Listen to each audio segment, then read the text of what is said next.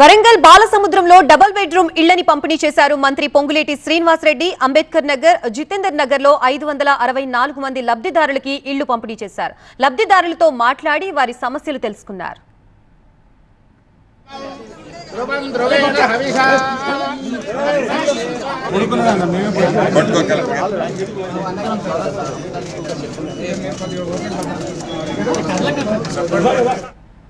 ప్రస్తుతం కార్యక్రమంలో పొంగులేటి శ్రీనివాస్ మాట్లాడుతున్నారు. లైవ్ లో చూద్దాం.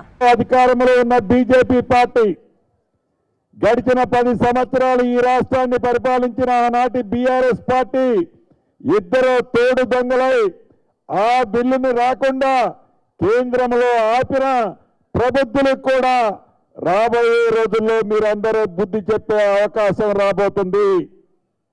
కాబట్టి ఈ ప్రభుత్వం యొక్క నిజాయితీ, ఈ ప్రభుత్వం యొక్క చిత్తశుద్ధి, ఈ ప్రభుత్వం పేదోడి పక్షాన చేస్తున్న అనేక సంక్షేమ కార్యక్రమాలు మీ అందరికీ తెలిసిందే.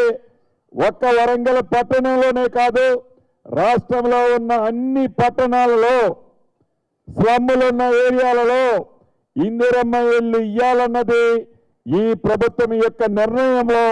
రాబోయే రోజుల్లో అది హైదరాబాద్ కావచ్చు, వరంగల్ కావచ్చు, నిజామాబాద్ కావచ్చు, కరీంనగర్ కావచ్చు, ఖమ్మం కావచ్చు, మహబూబ్ నగర్ కావచ్చు, ఇలా అన్ని పట్టణాలతో పాటు అర్బన్ ప్రాంతంలో కూడా ఇందిరమ్మ ఇల్లు ఇచ్చే కార్యక్రమానికి ఈ ప్రభుత్వం కట్టుబడి ఉంది. అంతేకాదు, ఇంకా గ్రామీణ ప్రాంతంలో ఇందిరమ్మ ఇళ్లకు అర్హులైన వాళ్ళు ఇంకా చాలా మంది ఉన్నారు. రాష్ట్ర వ్యాప్తంగా సుమారు 3 లక్షల ఇళ్లు ఈనాడు ఇందిరమ్మ ఇళ్లు వివిధ స్టేజీలలో కన్స్ట్రక్షన్ అయి పనులు జరుగుతున్నాయి. ఈ శ్రావణ మాసంలో రాష్ట్ర వ్యాప్తంగా అనేక ప్రాంతాలలో ఇందిరమ్మ ఇళ్లు గోప్రవేశాలు కూడా జరగబోతున్నాయి. నిజంగా ఆ 10 సంవత్సరాలలో ఆ ప్రభుత్వం సంవత్సరానికి ఇన్ని కట్టి ఉన్నా ఈనాడు తెలంగాణ రాష్ట్రంలో ఇల్లు కావాలి అనే వాళ్ళు ఉండేవాళ్ళు కాదు. ఆనాటి ప్రభుత్వం పేదోడికి ఇల్లు ఇస్తే నాకేం కమిషన్ వస్తుందని ఇల్లు ఇవ్వటానికి ఆనాటి ప్రభుత్వం ఇష్టపడలేదు.